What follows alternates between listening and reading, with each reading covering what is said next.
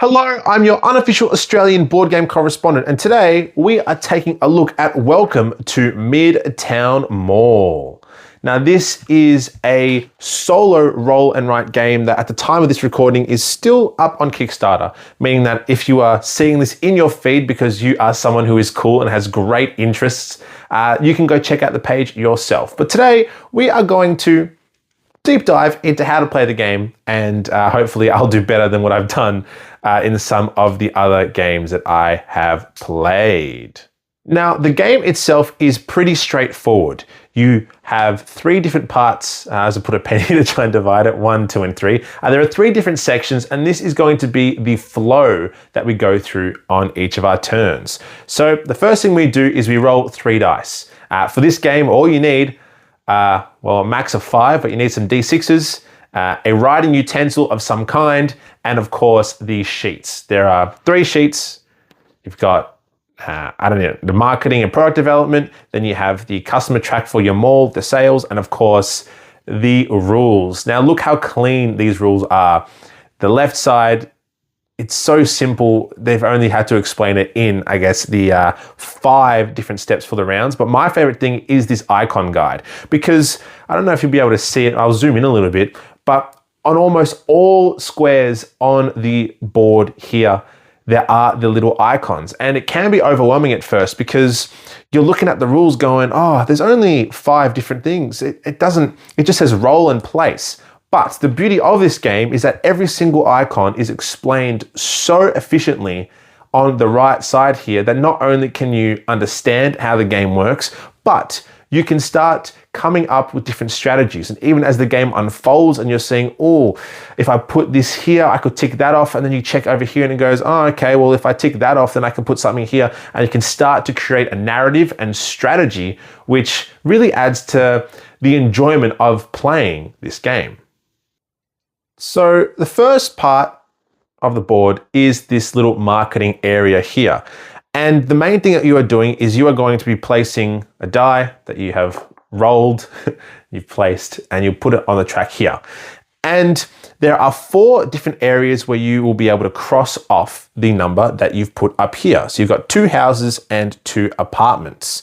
Now, what you are deciding is two things at the die in my hand. But you are trying to pick between, I guess, which benefit do you want right now? So if I had the 5, I could cross off 1, 2, 3, or 4. These 3 are all the same, and they would let me progress on the market research track. But this 4th one down here would let me actually progress on the promotional events track. So it's those kinds of decisions where you're trying to think of the benefits right now versus what reward do you want from the middle? Because on all of these different sections, if you are able to cross off all of the number options, you will be able to gain the bonuses in the middle. And most importantly, these 2 down here are going to let you get 2 extra dice to roll, which you will be able to assign as more customers into your mall. In my experience, that's kind of like the best strategy that I would start with, is trying to get more dice, but that is a little hard to do early on. And sometimes you are going to be stuck because you're like, I really need a 5 and you can't get the 5s. But luckily there are ways to get rerolls, which are down here in the promotional events section. So anytime you see this little cash grab, hand of cash icon, I don't know how to describe it, the hand of cash, the promotions icon, you get to progress along the track here. Now, that icon is featured on some of the houses and the apartments. It's also featured on the market research track. This is the only way in the game that you are going to be able to get rerolls. So for every reroll that you have ticked off on your promotional track, you will get to reroll 1 die every round for every icon unlocked. So I like to put a little mark down here just so I know how many I have done. But in your early game, as we were just discussing, you need specific numbers to be able to fill out to get more dice. But being able to get those specific numbers is hard if you are only rolling 1 time. So maybe early game, trying to get through to at least the first reroll is the right strategy. But, you know, it depends. Maybe you're better at the game than I am. So the other icons that you might be able to see when you are going through your houses and your apartments are going to be the facilities track. And this is pretty simple. On the facilities track, for every person in escalator, you can progress up and up. And this just adds to your end game scoring total, which is really good towards the back end of the game. Once you've started to build a bit of your engine or you're panicking and you're like, I really need to get some more points, some more dollars, some more cash flow, you can start pushing your resources into the facilities track. You will also see the market research track here on the side, where there are all these different icons that let you either go up in the promotional events, let you do some more for the product development, which we'll go through in a sec.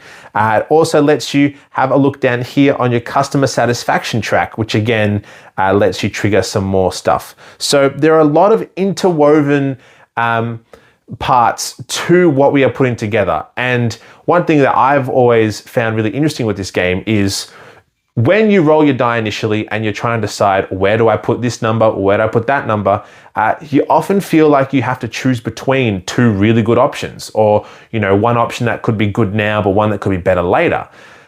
But there are so many different tracks and combos and synergies that you end up probably, if you play your cards right or play your dice right, you end up being able to get both eventually, hopefully. And I hope that I haven't just jinxed myself by saying that. And the last special icon that we see when we are ticking off our houses and apartments is the VIP. So there are two VIPs. You got one in the 3 up there and one in the 1 there. And the VIPs, they're over on this section here. So for every VIP icon that we cross off, we come over here and you guess it, we cross off something else. These tracks that the VIPs go to are more exclusive and they do benefit more on these ones down here. So when you are going to the VIPs, they will give you your customer satisfaction, which unlocks stronger events and actions, the word of mouth, which lets you trigger other customers to go more into your mall at certain stores. We then also have the option to move up hype. Now hype, we'll jump back over on this side, can be really strong, but it is hard to build hype. And the strongest levels are this 2 times and this 3 times. Because what happens is when you have built so much hype and there's so many people going, I need to get into this mall, all of your prices double and then triple, which, kind of reflects the economy. But the more people that are in your shopping center, the more that they will spend, and therefore we as managers know how to make more money from them. Speaking of money, let's take a look at the second step, which is the product development step. So one of the dice that we rolled, let's just roll these again. So the first one that we will put onto the marketing track and cross something off there. The second one will go into the product development. Now, product development is the way that we are able to bump up the prices by boosting the quality of the products in the specific store. So if we go to number 6 down here, we would then cross off the next leftmost available spot, which would then make the price move up 1. So on most of the tracks, especially down here, it goes 20, 20, and then it goes up. But on the number 5s, it starts off as 10, but then it can go to 20 and it can benefit from investing more time into the products earlier to reap the rewards. But pretty much you will just cross off the square there, then you'll go over to the store itself and you'll cross off underneath just so you are aware of the price change, even though you can see it here, but it's just helpful to have more reminders. Now, the main thing is once you do complete this track, you will get a one-time bonus, which you will have to pick from. And most of these will let you go up in your hype or even in your facilities, but some will let you come back over into the house section and cross off another number there. And finally, we have the last die, which goes over into our customers section. And over here, you will go into the corresponding store and you will tick off one of the next squares and gain that benefit. So all the dollar symbols, that is how we are generating income from our sales. So you will, if you cross off $1, you will go and look at the current price, and then you will have generated that much money for the round. But that's it for how to play the game. And The game itself is so simple with that structure. You start on the left, you finish on the right. But where the difficulties do come in are going to be the choices that we have to make, which I certainly am not sure that I look forward to doing. But yeah, so that's where I'm going to leave it today. I'd like to thank Dozens of Us Games for sending me a review copy so I can deep dive into what it really feels like to run a mall and not just be a retail worker. Like before, please check the link in my description for the Kickstarter campaign if you're interested, and I guess stay tuned.